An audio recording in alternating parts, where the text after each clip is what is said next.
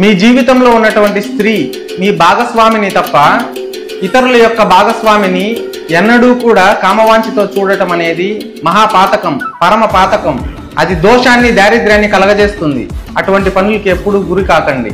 లంకేశ్వరుడు రావణ బ్రహ్మ, మహాపండితుడు, వ్యాకరణ కోవిదుడు, రాజనీతిజ్ఞుడు, ధర్మ సూక్ష్మములను ఎరిగినవాడు. అర్థశాస్త్ర గణిత శాస్త్రాలలో, ఆయుర్వేద శాస్త్రాలలో, శిల్ప శాస్త్రాలలో, గాంధర్వ శాస్త్రాలలో అతనే సాటి. సకల లోకాలన్నిటినీ నోటి మాట ద్వారా శాసించినటువంటి వాడు. పరమేశ్వరుణ్ణి వెండి కొండనే ఎత్తినటువంటి బలవంతుడు, పరమ శివభక్తుడు. అటువంటి రావణుడు పరస్త్రీ అయిన సీతామాతాదేవి కోసం, శ్రీరామచంద్రుని భార్య కోసం ఆశించి చివరికి సర్వము పోయి తానే నశించిపోయాడు.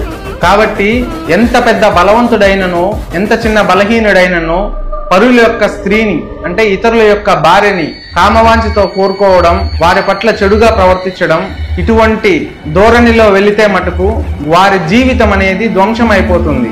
అటువంటి చెడు బుద్ధిలో నడిచేటటువంటి వారు ఇకనైనా కళ్ళు తెరిచి మీ యొక్క ధర్మాన్ని నిర్వర్తించండి. చెడుదారిలో పోయి మీ జీవితాన్ని ధ్వంసం చేసుకోకండి.